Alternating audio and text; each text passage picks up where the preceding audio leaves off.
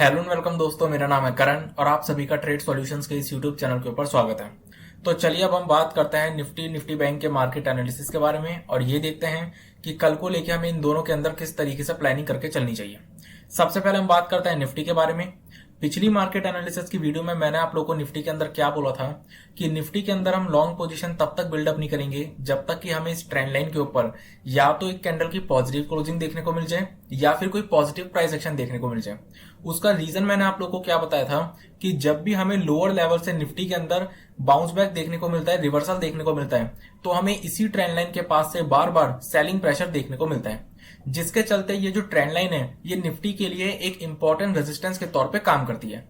इसलिए मैंने आप लोगों को बोला था कि जब तक निफ्टी अपनी इस ट्रेंड लाइन के ऊपर या तो एक कैंडल की पॉजिटिव क्लोजिंग दे दे या फिर कोई पॉजिटिव प्राइस एक्शन दे दे तभी हम इसके अंदर लॉन्ग पोजीशन बिल्डअप करेंगे, अदरवाइज लॉन्ग पोजीशन हम बिल्डअप नहीं करेंगे।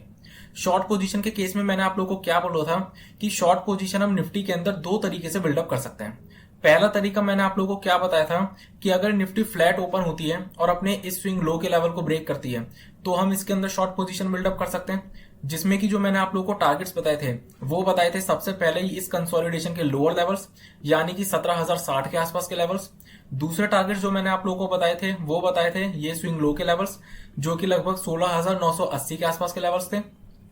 और जो फाइनल टारगेट्स मैंने आप लोगों को बताए थे वो बताए थे ये स्विंग लो के लेवल्स जो कि लगभग 16,825 के आसपास के लेवल्स थे। दूसरा तरीका जो मैंने आप लोगों को शॉर्ट पोजीशन बिल्डअप करने का बताया था वो क्या बताया था कि अगर इस ट्रेंड लाइन के पास हमें कोई नेगेटिव कैंडल या नेगेटिव प्राइस एक्शन देखने को मिलता है तो हम यहां पर भी शॉर्ट पोजीशन बिल्डअप कर सकते हैं। टारगेट जो मैंने आप लोगों को बताए थे वो बताए थे सबसे पहले ये स्विंग लो के लेवल्स जो कि लगभग 17,150 के आसपास के लेवल्स थे, और जो बाकी टारगेट्स थे वो सेम थे 17,060, 16,980 और 16,825 के टारगेट्स। अब आज के ट्रेडिंग सेशन की अगर हम बात करें तो आज के ट्रेडिंग सेशन में हमें निफ्टी के अंदर एक गैप डाउन ओपनिंग देखने को मिली, और गैप डाउन ओपनिंग के बाद निफ्टी जो है वो पूरे ट्रेडिंग सेशन ऑलमोस्ट एक रेंज के अंदर ही ट्रेड करती रही, एक रेंज के अंदर ही वॉलेटिलिटी शो करती रही, और निफ्टी की जो क्लोजिंग हुई है वो भी इस रेंज के मिडल लेवल के पास निफ्टी की क्लोजिंग हुई है। अब अगर हम बात करें कि कल को लेकर इसके अंदर क्या करना चाहिए, तो जब तक निफ्टी इस रेंज के अंदर ट्रेड करती रहेगी तब तक हम इसके अंदर कोई पोजीशन बिल्डअप नहीं करेंगे, क्योंकि इस रेंज के अंदर हम जिस भी साइड पोजीशन बिल्डअप करेंगे, चाहे लॉन्ग पोजीशन हो चाहे शॉर्ट पोजीशन हो, दोनों ही तरफ हमें स्टॉप लॉस हिट होते हुए देखने को मिलेंगे। इसलिए जब तक निफ्टी इस रेंज के अंदर ट्रेड करती रहेगी तब तक हम कोई भी पोजीशन बिल्डअप नहीं करेंगे। अगर निफ्टी इस रेंज के अंदर कहीं पर भी ओपन होती है और इस रेंज के लोअर लेवल यानी कि इस स्विंग लो के लेवल को ब्रेक कर देती है तो हम निफ्टी के अंदर शॉर्ट पोजीशन बिल्डअप कर सकते हैं, जिसमें कि जो हमारे सबसे पहले टारगेट्स निकल कर आएंगे वो निकल कर आएंगे ये स्विंग लो के लेवल्स जो कि लगभग 16,825 के आसपास के लेवल्स हैं। और अगर 16,825 के ये इंपॉर्टेंट सपोर्ट लेवल्स हमें ब्रेक होते हुए देखने को मिलते हैं तो जो दूसरे टारगेट्स हमारे सामने निफ्टी के अंदर शॉर्ट साइड में निकल कर आएंगे वो निकल कर आएंगे ये स्विंग लो के लेवल्स जो कि लगभग 16,650 के आसपास के लेवल्स हैं। और अगर 16,650 के लेवल्स भी ब्रेक हो जाते हैं तो फिर ये जो हमें स्विंग लो का लेवल देखने को मिल रहा है लगभग 16,550 के आसपास का लेवल, ये हमारे निफ्टी के अंदर शॉर्ट साइड फाइनल टारगेट्स निकल कर आएंगे।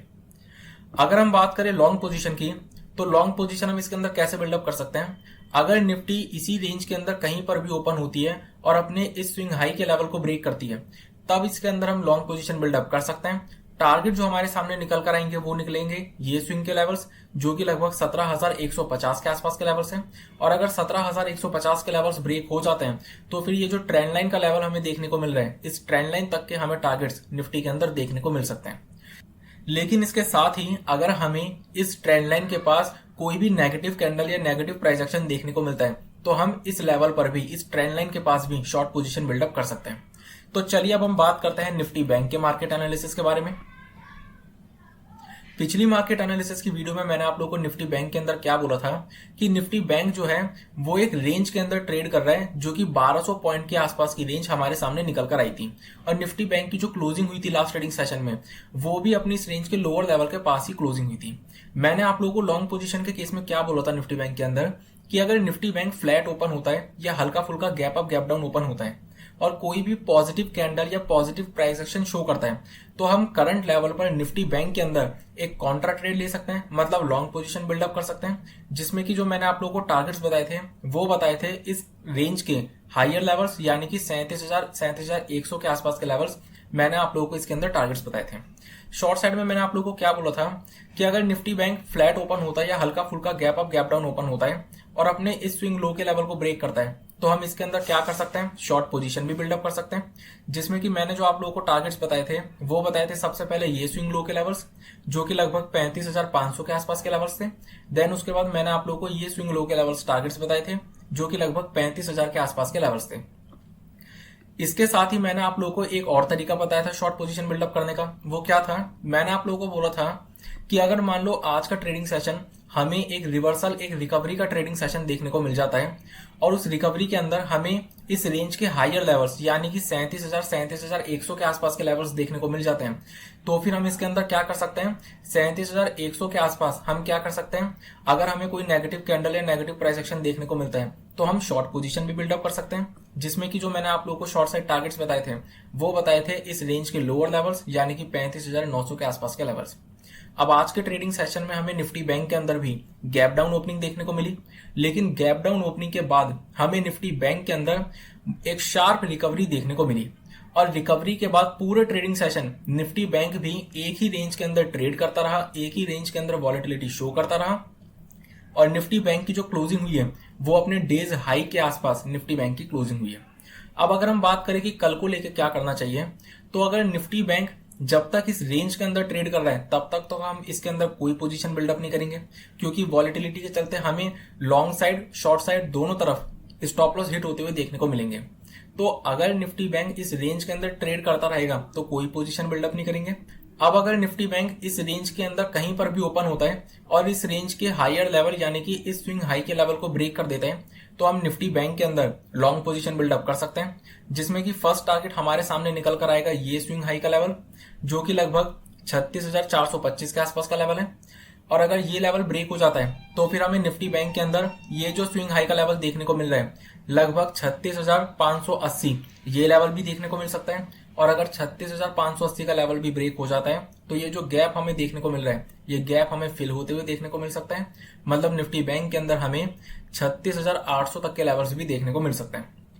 अब अगर हम बात करें शॉर्ट साइड, तो अगर निफ्टी बैंक इसी रेंज के अंदर कहीं पर भी ओपन होता है और अपने इस स्विंग लो के लेवल को ब्रेक कर देता है तो हम निफ्टी बैंक के अंदर शॉर्ट पोजीशन भी बिल्डअप कर सकते हैं। टारगेट जो हमारे सामने निकल कर आएंगे वो निकलेंगे सबसे पहले ये स्विंग लो के लेवल्स जो कि लगभग 35,500 के आसपास के लेवल्स हैं। देन उसके बाद जो दूसरे टारगेट्स हमारे सामने निकल कर आएंगे वो निकल कर आएंगे ये स्विंग लो के लेवल्स जो कि लगभग 35,000 के आसपास के लेवल्स हैं। इसके साथ ही दूसरा तरीका शॉर्ट पोजीशन बिल्डअप करने का क्या है, निफ्टी बैंक के अंदर हायर लेवल्स पर हमें ये जितने भी स्विंग लेवल्स देखने को मिल रहे हैं, ये जितने भी स्विंग हाइस के लेवल हमें देखने को मिल रहे हैं, अगर हमें किसी भी स्विंग हाई के लेवल के पास कोई भी नेगेटिव कैंडल या नेगेटिव प्राइस एक्शन देखने को मिलता है तो हम यहां पर भी शॉर्ट पोजीशन बिल्डअप कर सकते हैं। और अगर किसी भी तरीके की गैप अप या गैप डाउन की सिचुएशन हमें मार्केट्स के अंदर देखने को मिलती है तो उस केस में हमें प्राइस एक्शन का वेट करना पड़ेगा। तो इसी के साथ मैं अपनी इस वीडियो को कंप्लीट करता हूं। इस वीडियो का पर्पस सिर्फ नॉलेज प्रोवाइड करना है। किसी भी तरीके का एक्शन लेने से पहले अपने एडवाइजर से कंसल्ट जरूर करें और अपनी खुद की रिसर्च जरूर करें। और अगर आपको वीडियो पसंद आई हो तो इस वीडियो को लाइक और शेयर करना ना भूलें और हमारे चैनल को सब्सक्राइब जरूर करें। Thank you.